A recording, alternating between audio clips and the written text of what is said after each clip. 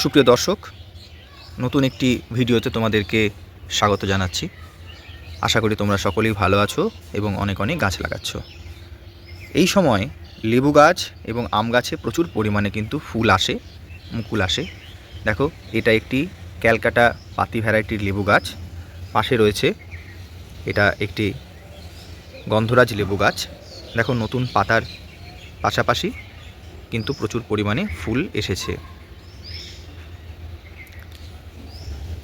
এই সময় অনেকের বাগানের লেবু গাছের ফুল কিন্তু ঝরে পড়ে যাচ্ছে বা ঝরে পড়ে যাওয়ার একটা সমস্যা তারা জানিয়েছে।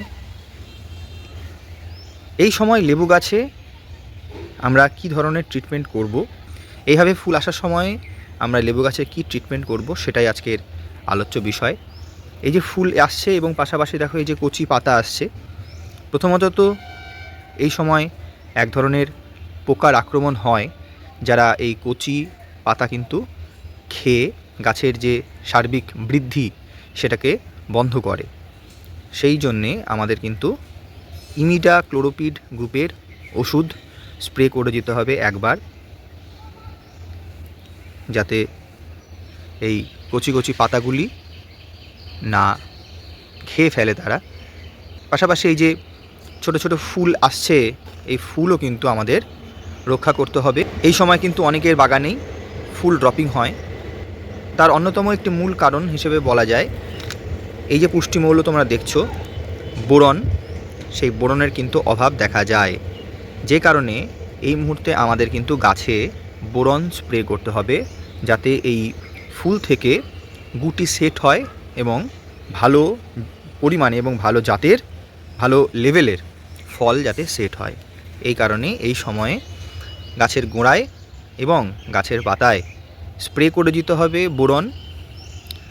এখানে আমরা দেখছি বোরনের একটি প্যাকেট। এই প্যাকেটের দাম 40 টাকা নিয়েছে। এটি 100 গ্রামের একটি প্যাকেট। এটির দাম 40 টাকা নিয়েছে। এটা আমাকে সলিউবেল বোরন 20%।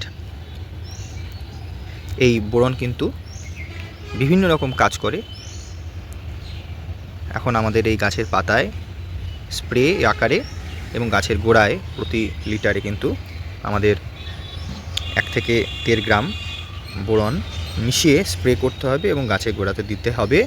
এই সময় কিন্তু এই পরিচর্যার কাজটি স্কিপ করলে চলবে না।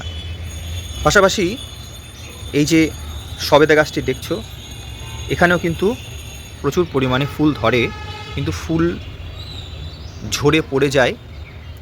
এই সমস্যা কিন্তু আমারও হয়। প্রথমত তো সবেদা গাছে প্রথম 2-3 বছর প্রচুর পরিমাণে ফ্লাওয়ার ড্রপিং হয়, কিন্তু ধীরে ধীরে পুরনো ম্যাচিওর গাছে কিন্তু সেই সমস্যা অনেকটাই কমে এবং সেই সমস্যাটাকে সমাধান করার জন্য আমরা এই বোরন একই রকম কোয়ান্টিটি, একই রকম মেজারমেন্টে আমরা স্প্রে করব এবং গাছের গোড়াতেও দেব। এই যে পাশে রয়েছে সাদা জাম গাছ, এখানেও দেখো ফুল আসছে এবং এই যে আম গাছ দেখতে পাচ্ছি আমরা, আম গাছে কিন্তু মুকুল এসেছে। এখানেও দেখো মুকুল আসা সবে শুরু হয়েছে। এই সময় কিন্তু আমরা গাছের গোড়াতে এবং ফোলিয়া স্প্রের মাধ্যমে এই পুষ্টিমৌল কিন্তু অ্যাপ্লাই করব। এই যে আমার যত আম গাছ রয়েছে ছাদে, সেখানে দেখো মুকুল আসা শুরু হয়েছে। পাশাপাশি যত লেবু গাছ, সেখানেও কিন্তু কচি কচি পাতার পাশাপাশি ফুল আসা শুরু হবে। বোরন আমরা সব মিলিয়ে 15 বা 20 দিনের গ্যাপে 2বার স্প্রে করতে পারি, 3বারও করা যায়। বেশি বোরন স্প্রে করার প্রয়োজন নেই, তাতে হিতে অনেক সময় বিপরীত হয়।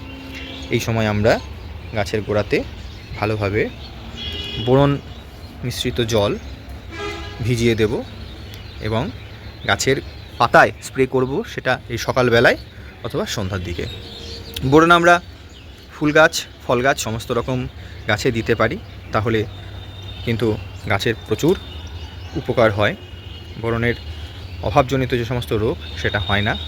ফুলের রং অনেক উজ্জ্বল হয়, অনেক বেশি স্থায়ী হয়, আর ফলের ক্ষেত্রে তো প্রচুর উপকারী। এই কারণে এই মুহূর্তে এই বোরন কিন্তু আমাদের স্প্রে করতে হবে। তো নতুন ছাদ বাগানীদেরকে বলবো, তোমরা তোমাদের ছাদে যদি ফল গাছ থাকে, লেবু গাছ থাকে, আম গাছ থাকে, যে সমস্ত গাছে মুকুল আসা শুরু হয়েছে সেই গাছে কিন্তু এই বোরন তোমরা স্প্রে করবে এবং গাছের গোড়াতেও দেবে। তাতে কিন্তু এই সিজনে তোমরা ভালো কোয়ালিটির ফল পাবে। আশা করি এই ইনফরমেটিভ ভিডিওটা তোমাদের ভালো লাগলো। ভালো লাগলে চ্যানেলটিকে সাবস্ক্রাইব করে পাশে থাকবে। আজকের মতন টাটা।